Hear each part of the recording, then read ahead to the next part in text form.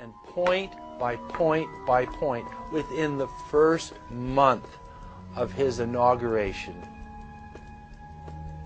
he has lied and deceived and cheated the American people. The people of the United States and the world were filled with hope that Obama was the real deal when in his first week in office he signed an executive order supposedly closing Guantanamo Bay and other secret prisons. Then the press actually had a chance to read the executive order and were shocked to find that the executive order only said that Obama was thinking about closing Guantanamo in a year. But worst of all, the executive order continued the practice of rendition, which the LA Times called secret abductions.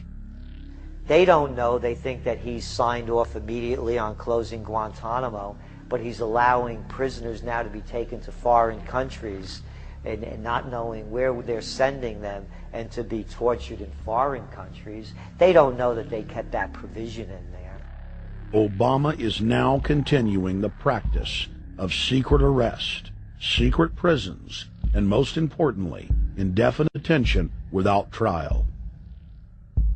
When a British High Court said that it was preparing to release secret British and U.S. torture orders that prove that the Bush administration was ordering personnel to systematically abuse detainees, Barack Obama threatened to cut off all U.S. intelligence ties to England. To add insult to injury, he stated that the program was important to national security, not only endorsing Bush's crimes, but continuing them.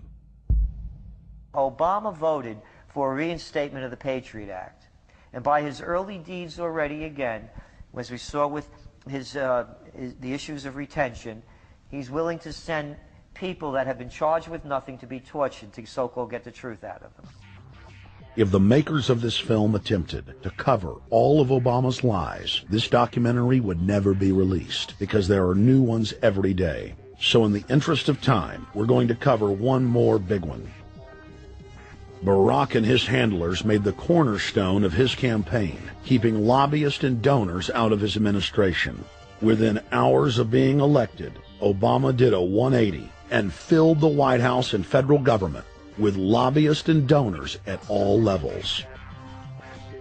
Obama picked William Lynn, the top lobbyist for Raytheon, to fill the number 2 position at the Department of Defense. Timothy Geithner, former president of the private Federal Reserve Bank of New York, was picked by Obama to be Secretary of the Treasury. Geithner promptly crammed the Treasury Department full of lobbyists, like his Chief of Staff, Mark Patterson, formerly the top lobbyist at Goldman Sachs. Obama appointed top lobbyist to the Saudi royal family, George Mitchell, as the lead Middle Eastern envoy. Obama appointed the king of Wall Street lobbyists, Leon Panetta, to head up the CIA. Obama tapped Tom Daschle, top lobbyist for healthcare firms, to run the Department of Health and Human Services, and the list goes on and on. Then, 3 weeks into his administration, Obama launched a new lie, more outrageous than the previous. With Academy Award-level conviction, he said that he was upset about the banker bailout, which his own Chief of Staff, Rahm Emanuel, another former Wall Street executive, had engineered. Obama said that he had signed an executive order capping the CEO salaries of those who had taken the bailout money. There was just 2 problems. All the major banks and brokerage firms were exempt, and the new order only dealt with any future bailouts. And those were to be on the honor system. What gets people upset, and rightfully so, are executives being rewarded for failure. AIG, Bank of America, and Citigroup, which have received billions in bailout money, don't fall under this plan. Only banks negotiating future agreements with the government will be restricted. But this appears to be built on an honor system, and White House Press Secretary Robert Gibbs had a hard time explaining how enforcement would work. Well, let me get, I will get clarification from Treasurer. Generally speaking, this is already the biggest liar and the biggest disappointment that we've seen in recent history. And again, qualitatively beyond the rather low standards set by Bush the Elder and Clinton in terms of delivering on promises. Bottom line, Obama is a fantastic actor and an even better liar. His track record is clear. He has done the opposite of everything he told the people he would do. They'll make up one lie after another. And if you believe these people, knock yourself out. I don't believe a word they say. Within 1 month of the passage of the first banker bailout bill, the press reported that over $5 trillion had just disappeared out of the U.S. Treasury. By December, the amount of money that had been stolen had reached $8.5 trillion. The leadership of both political parties circled the wagons and would not discuss where the money had gone. In the Fed! In the Fed! In the Fed! In the Fed! Informed Americans protested the private Federal Reserve System at all 38 of their regional governorship offices. Arrest Bernanke and Paulson! Arrest all the criminals that stole the banker bailout money! It was refreshing to see people standing up against the real power structure, not being distracted by the elite's frontmen like George W. Bush and Barack Obama. We traveled to Dallas, Texas to cover We the People taking on the real enemy. Hey, I want to talk to the workers up there on the parapet. The ones smoking cigarettes that just jumped back. You're with the American people, we know that. But understand, ask the workers inside. You're not in a federal government building. You're in a private Federal Reserve that uses that name as a fraud. That'd be like if my first name was Federal Reserve Jones. I'm still not the federal government. I'm not a federal agency. But if I said my name was Federal Reserve, I could go out and pay off politicians and get them to allow me to get into power so I could issue the currency and credit, and then I could buy up the world. That's what these criminals have done. A lot of people think that the Federal Reserve is already part of the government. They're not.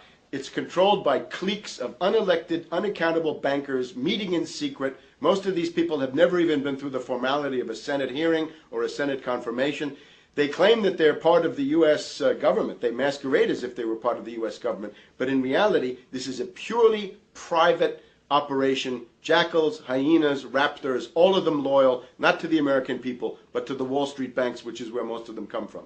Everyone is pointing to Barack right now, President Obama, as saying, you got to get the economy together. You got to get the economy together. When in fact, the president has very little to do with the economy. It's the Federal Reserve chairman that at least sets the policy. That's a privately owned company, the Federal Reserve Bank. They set the agenda. These guys are masquerading as a federal institution. They are a private banking consortium, and this is their front, their holding company. The Federal Reserve is not federal. It's a front for a private banking cartel. That's on record in congressional testimony, and they're the ones orchestrating the economic collapse we're seeing right now, so that's why we're here. While at the In the Fed rally outside the Federal Reserve Bank in Dallas, Texas, we spoke with Ron Paul's brother, Wayne Paul. 1913, the Federal Reserve Act was passed, floor of the House, where 3 members of Congress were on the floor. At that time, they only needed a majority of votes to pass it. So in 1913, the Federal Reserve Act was passed. 20 years later, 1933, under Roosevelt, the United States was declared bankrupt. And in 1933, the Federal Reserve Private Bank says, okay, USA, what are you going to pledge as collateral on the debt you owe me? What happened by 1936? Does anybody know? We instituted Social Security system, and you and I and our children and our children's children were pledged as collateral on the debt of our government to the Federal Reserve. And that's where we're at today. It took 20 years to make this country bankrupt, and since then, our government has operated under emergency powers of our government. It is not the president that makes the decision in this country. It's the Secretary of Treasury who turns around and is put in there by the Federal Reserve to manage the bankruptcy. We've been in bankruptcy ever since.